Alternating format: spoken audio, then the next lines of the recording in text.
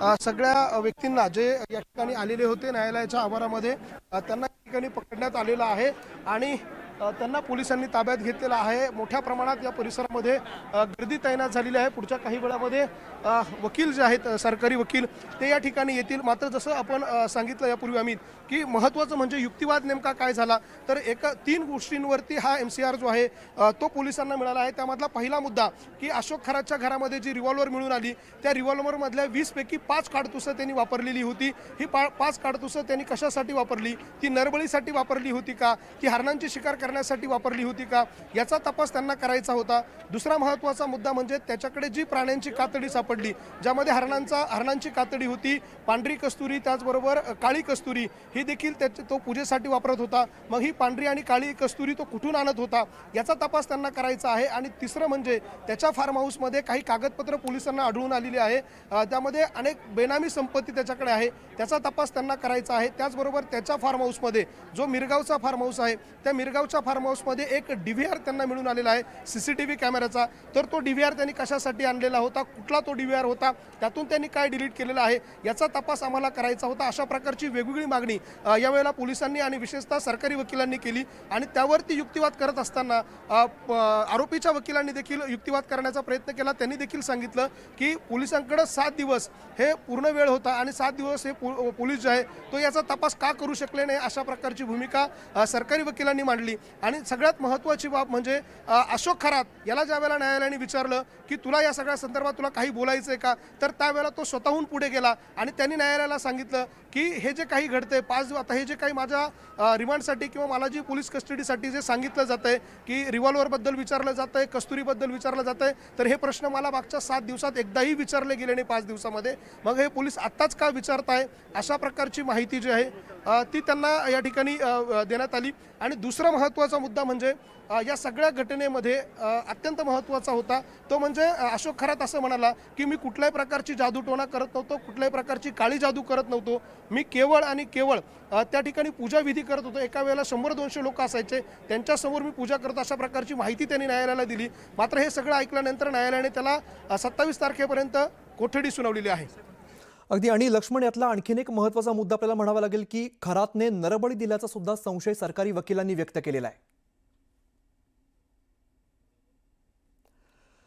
तर आपण बघतो नुकतीच सुनावणी पार पडलेली आहे। खरातला 5 दिवसांची पोलीस कोठडी देण्यात आलेली आहे। खरातने 5 नरबळी दिल्याचा संशय असल्याचं वकिलांनी सांगितलंय। कॉस्मॉलॉजीचा अभ्यास होता असं त्याने सांगितलेलं आहे। खरातकडे काळ्या रंगाची रिव्हॉल्वर आणि 31 काडतुसं सुद्धा आढळलेली आहेत। महत्त्वाची अपडेट आपण बघतोय, खरातकडे 6,05,000ची रोकड सापडली आहे। दरम्यान आत्ताच्या क्षणाची मोठी बातमी आपण बघतोय ती खरातने 5 नरबळी दिल्याचा संशय वकिलांनी व्यक्त केलेला आहे। नुकतीच सुनावणी पार पडलेली आहे। आपण बघतोय 5 दिवसांची पोलीस कोठडी देण्यात आलेली आहे। तपास केला जाईल। मात्र पुन्हा एकदा आपण जाऊया लक्ष्मण घाटोळकडे। लक्ष्मण, सगळ्यात महत्त्वाची अपडेट अशी की 5 नरबळी दिल्याचा संशय वकिलांनी व्यक्त केलेला आहे। या सगळ्या प्रकरणामध्ये महत्त्वाचं म्हणजे पोलिसांनी 3 मुद्द्यांवरती हा रिमांड जो आहे तो मिळवलेला आहे। न्यायालयाला त्यांना पटवून देता आला आहे की त्यातला एक महत्त्वाचा मुद्दा जो होता तो हाच होता की जी रिव्हॉल्वर त्याच्या फार्म हाऊसवर मिळून आलेली आहे ती रिव्हॉल्वरमध्ये 20 जिवंत काडतुसं होती, त्यापैकी 5 काडतुसं त्यांनी वापरलेली होती। मग ही 5 काडतुसं त्यांनी कुठे वापरली, ती नरबळीसाठी वापरली का, अशा प्रकारचा थेट प्रश्न जो आहे तो न्यायालयामध्ये वकिलांनी उपस्थित केला, अर्थात सरकारी वकिलांनी आणि पोलिसांनी उपस्थित केला। आणि दुसरा महत्त्वाचा मुद्दा जो होता तो या सगळ्यामध्ये आपण जर बघितलं तर तो होता की त्याच्याकडे काही डॉक्युमेंट्स मिळून पोलिसांना आलेले आहे आणि ते डॉक्युमेंट जे आहेत त्याचा तपास पोलिसांना करायचा आहे, त्याची माहिती पोलिसांना आवश्यक आहे असं त्यांनी म्हटलेलं आहे। आणि तिसरा महत्त्वाचा मुद्दा म्हणजे त्याच्याकडे काळी आणि पांढरी कस्तुरी मिळून आलेली होती, काही प्राण्यांचे कातडे त्याच्याकडे आहेत, त्याचा तो पूजाविधी त्यांना सांगत होता। या हे कातडे त्यांनी कुठून आणले, त्यानंतर ही काळी आणि पांढरी कस्तुरी आणत असताना त्यांनी हरणांची शिकार केली आहे का याचा आम्हाला तपास करायचा आहे। अशा प्रकारचे वेगवेगळे मुद्दे त्यांनी न्यायालयाला सांगितले आणि त्यानंतर त्यांनी ही कस्टडी मागितली। त्यावरती आरोपीचे वकील जे आहेत त्यांनी देखील महत्त्वाचे मुद्दे मांडले। त्यांनी सांगितलं की आमच्या अशलाकडे म्हणजे या कॅप्टनकडे आपलं खरातकडे जी रिव्हॉल्वर आहे ती लायसनधारी आहे, त्यांनी त्याचा परवाना घेतलेला आहे, त्याचं लायसन्स त्याच्याकडे आहे.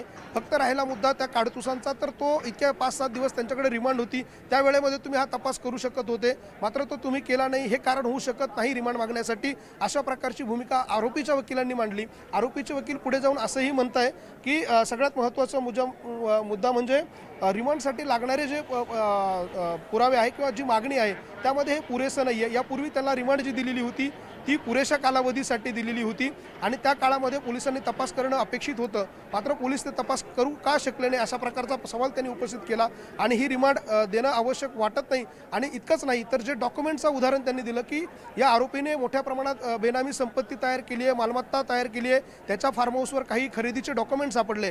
तर आरोपीच्या वकिलांनी त्या ठिकाणी असा मुद्दा मांडलेला आहे की जी डॉक्युमेंट आहे तर ती सर्वसामान्य माणसांना सहज उपलब्ध होतील. अर्थात रजिस्टर ऑफिसच्या ऑनलाईन पोर्टलवर जरी गेलं तरी त्या ठिकाणी ही सगळी डॉक्युमेंट, खरेदीची कागदपत्र जी आहे ती त्या रजिस्टर ऑफिसच्या ऑनलाईन पोर्टलवर सुद्धा उपलब्ध होतील.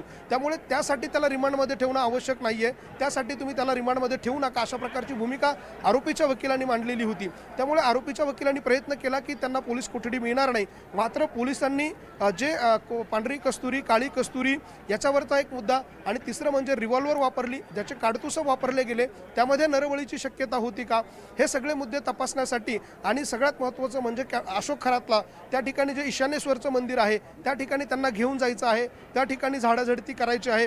ज्या ज्या ठिकाणी तो पूजा करत होता ते ठिकाणं कोणते आहे, त्या ठिकाणी जे प्राणी त्या लोकांना दाखवत होता, ज्यामध्ये तो साप काढून दाखवायचा, हरणांची कातडी काढून दाखवायचा, त्यानंतर त्याच्याकडे वेगवेगळ्या प्राण्यांचे नखं होते, तर तो ते कुठून आणत होता, या सगळ्याचा तपास त्यांना करायचा आहे. आणि या सगळ्या मुद्द्यांवरती अखेर न्यायालयाने 29 तारखेपर्यंत या अशोक खरातला रिमांड देण्याचा निर्णय घेतला आणि त्याला आता रिमांडमध्ये पाठवण्यात आलेला आहे. बरं लक्ष्मण, आता प्रेक्षकांना पुन्हा एकदा आपण सांगूया की अतिशय गंभीर असे आरोप खरातवरती करण्यात आलेले आहेत. 5 काडतुसं नरबळी देण्यासाठी वापरली का असा प्रश्न उपस्थित करण्यात आला, संशय व्यक्त करण्यात आला.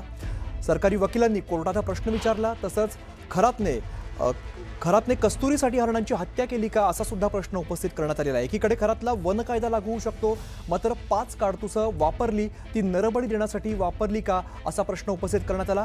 5 काडतुसांचं नेमकं काय केलं असा प्रश्न सुद्धा उपस्थित करण्यात आलेला आहे. पुन्हा एकदा जाऊया लक्ष्मणकडे. लक्ष्मण, खरं तर वन कायदा लागू होऊ शकतो याच पद्धतीने मोठा आणखीन एक आरोप असा की नरबळी देण्यासाठी 5 काडतुसं वापरली का, हा सुद्धा प्रश्न अतिशय महत्त्वाचा आहे, हा संशय महत्त्वाचा आहे.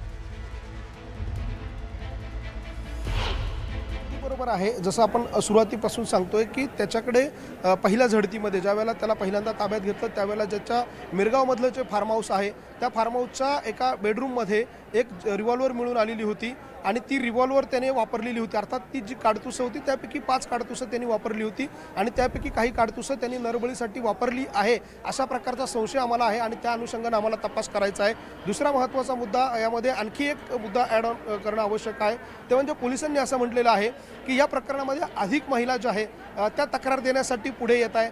जर याला पुन्हा पोलीस कोठडी मिळाली नाही तर ज्या महिला आता तक्रार देण्यासाठी पुढे येण्याचा प्रयत्न करताय तर त्या पुढे येणार नाही आणि याचे जे काही गुन्हे आहे ते पुढे जाऊन पुन्हा थांबतील, स्टॉप होतील, अशा प्रकारचं देखील शक्यता पोलिसांनी त्या ठिकाणी वर्तवली.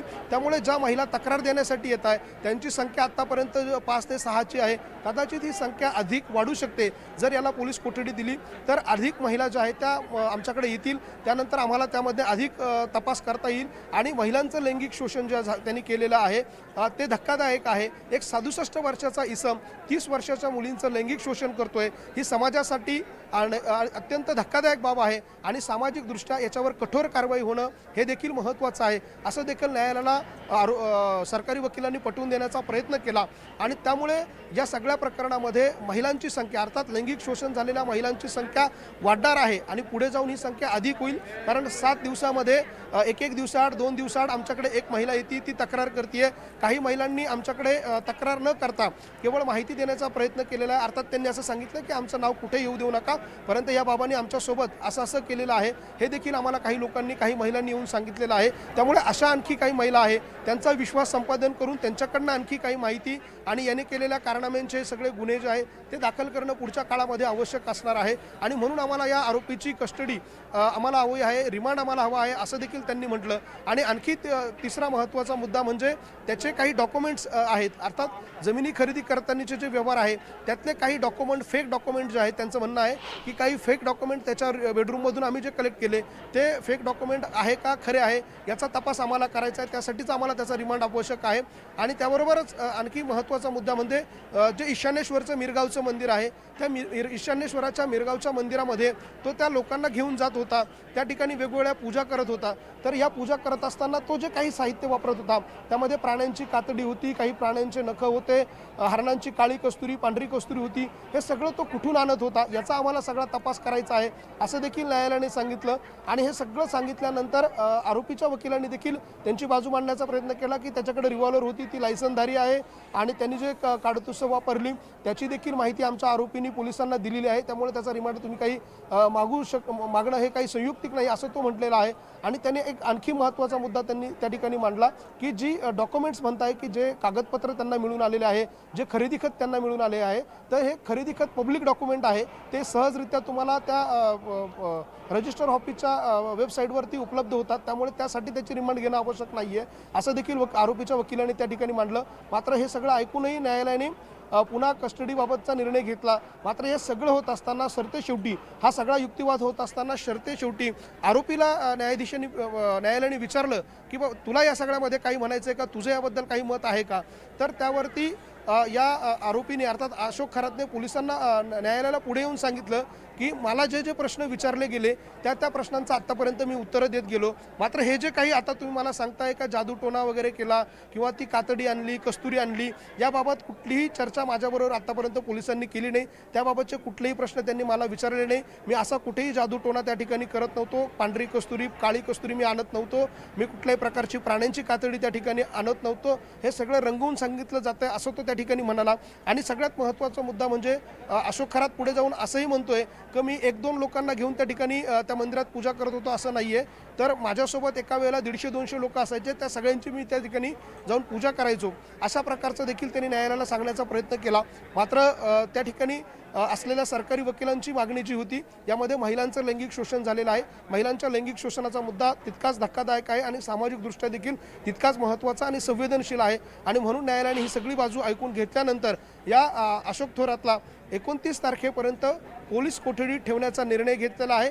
आता त्याच्या मिरगावच्या फार्महाऊसची झडती घेतली जाणार आहे. मिरगावच्या मंदिरामध्ये त्या ठिकाणी ते काही त्यांनी साहित्य या पूजेसाठी वेगळे वापरलं होतं, त्याचा तपास त्यांच्याकडनं केला जाणार आहे. लक्ष्मण, काही काळ मी तुम्हाला थांबवतोय. आपल्यासोबत अंजली दमानी आहेत, त्यांच्याशी आपण बोलूया. दमानी जी आपण बघतोय, अनेक संशय व्यक्त केले जात आहेत. 5 काडतुसं नरबळी देण्यासाठी वापरल्याचा संशय वकिलांनी व्यक्त केला आहे.